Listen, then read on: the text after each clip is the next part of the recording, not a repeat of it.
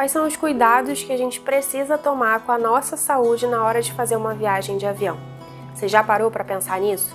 Muita gente não sabe, mas fazer viagens de avião, principalmente as mais longas, pode sim acarretar alguns probleminhas.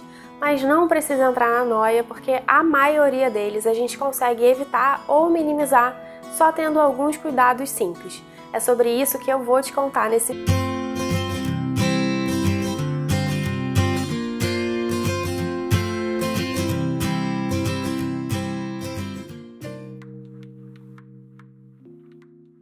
O primeiro problema que você pode sentir quando você faz uma viagem de avião são as dores de ouvido.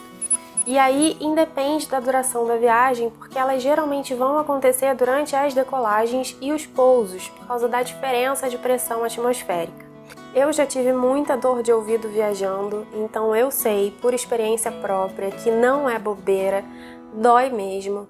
A vez que eu sofri mais, porque foram algumas vezes, eu lembro que a dor vinha refletindo para debaixo dos olhos, era horrível. Depois disso, eu acabei escrevendo um post sobre esse assunto no blog e foi aí que eu tive a real dimensão do tanto de gente que tem esse mesmo problema. Muita gente comentando, gente que inclusive acabou ficando sem segurança para viajar de novo, com medo de sentir aquela dor horrorosa de novo, ou enfim, que alguma coisa mais grave pudesse acontecer. Se esse é o seu caso, a boa notícia é que existem algumas maneiras de evitar ou diminuir a dor. Ficar bocejando durante os pousos e as decolagens, porque esse movimento de abrir e fechar a mandíbula ajuda a equilibrar essa pressão. Outra coisa que também ajuda bastante é tapar o nariz, fechar a boca e fazer força para isso já costuma aliviar. Se você tiver com gripe ou resfriado e estiver sentindo essa região, e essas técnicas mais simples podem não ser suficientes para te ajudar durante o voo. Nesses casos, ou quando você já tem o hábito de viajar e costuma ter essas dores com frequência, de resolver esse problema. Alguns medicamentos que você pode tomar antes mesmo do voo para já prevenir as dores. Outra dica importante, que inclusive foi uma médica que me deu, é fazer uma compressa quente nessa região aqui durante os procedimentos e evitar essas dores. No meu caso, como as manobras mais simples não ajudavam muito, eu realmente precisei consultar um médico e no final das contas, esse foi o combo que mais funcionou para mim, o medicamento e a compressa. Então, se você sofre com esse mesmo problema, juntos, o que pode funcionar melhor no seu caso? Uma outra questão importante em viagens de avião é a umidade do ar. A umidade durante um voo costuma ficar entre 10% e 20%, o que é bastante baixo e pode causar alguns probleminhas. Nada grave, mas eles podem ser chatos, então não custa nada a gente se preparar. Basicamente, umidade baixa causa ressecamento da pele, da boca, dos olhos e também das vias respiratórias. Até para os óculos no dia da viagem, porque o olho resseca muito durante o voo e mesmo usando colírio, a lente acaba ficando sim bem desconfortável depois de algumas horas.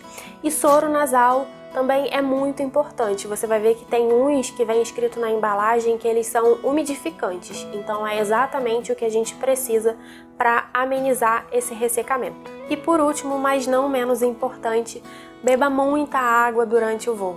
Isso ajuda com esse ressecamento e ajuda também com o próximo problema dessa lista, que é um pouco mais grave do que os que a gente viu até agora. Você já ouviu a sigla TVP?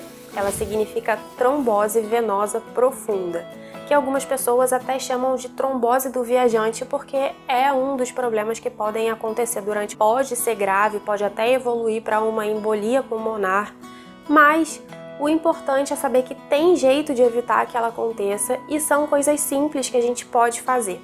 A primeira delas, como eu já falei, é cuidar da hidratação, ou seja, beber sempre bastante água. Isso porque quando a gente bebe água, o sangue fica mais fluido e menos suscetível à formação de coágulos. Mas o mais importante durante os voos longos é cuidar da circulação sanguínea. Marina, como é que eu faço isso? Simples, as pernas e os pés estão super inchados. É justamente isso que a gente não pode deixar acontecer. E para isso você precisa primeiro se movimentar. Então, mesmo quando estiver lá na poltrona, tenta fazer uns exercícios de vez em quando, gira os pés para um lado, depois gira para o outro, repete esses movimentos algumas vezes pelo avião mesmo. pode passar um tempinho em pé ao lado da sua poltrona, aproveita para exercitar a panturrilha nessa hora, fica na ponta do pé como se você fosse pegar alguma coisa que você não ajuda bastante, é a meia de compressão. Aqui, cá entre nós, ela não é super confortável, eu não gosto de usar, mas eu uso em todas as minhas viagens mais longas de avião, porque o bem-estar que ela me traz no pós-viagem é muito maior do que o desconforto durante o voo. Eu já cheguei de viagem com os pés inchados a ponto de não conseguir pisar no chão direito, porque eu pisava, fazia uma pressão horrível, parecia que as veias de pressão, isso nunca mais aconteceu. Então realmente é uma coisa que pra mim vale muito a pena, mesmo que já tiveram a TVP, pessoas com mais de 40 anos ou que têm obesidade, existem vários fatores de risco e o ideal é consultar o seu médico, porque existem alguns remédios anticoagulantes que podem ser usados antes dos voos, mas isso só conversando mesmo com o médico, tá? Outro assunto que principalmente nos últimos tempos tem sido muito discutido é o cuidado que a gente precisa ter com a higiene a bordo para evitar contaminações por vírus e outros micro-organismos.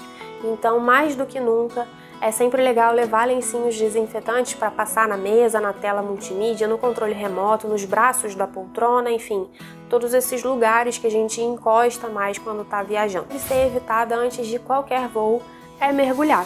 Claro que você pode tomar um banho de piscina ou ir na praia. O que é arriscado mesmo é fazer mergulhos mais profundos com cilindro e pressão. Eu não vou saber explicar aqui detalhes, mas basicamente quando você mergulha oxigênio no seu sangue. Aí, à medida que você volta para a superfície, a pressão diminui, absolutamente evitável. Então, o ideal é que se você for viajar para um destino de praia e quiser programar um mergulho durante as suas férias, não tem nenhum problema. É só existir um consenso sobre o tempo ideal que você deve esperar, essa janela que você precisaria dar entre o seu mergulho e o voo, mas a recomendação geralmente é programação contando com as 48 horas mesmo. Medicamentos sempre na mala de mão. O voo fica muito mais fácil de resolver qualquer problema mais simples, tipo um enjoo, uma dor muscular, enfim, qualquer desconforto que você possa sentir. Outra coisa super importante é, se você vai fazer qualquer procedimento médico ou odontológico nos dias anteriores à viagem, é sempre bom conversar com um profissional, falar que você pretende viajar, porque às vezes, em alguns casos, não é recomendado voar alguns dias depois de alguns procedimentos específicos.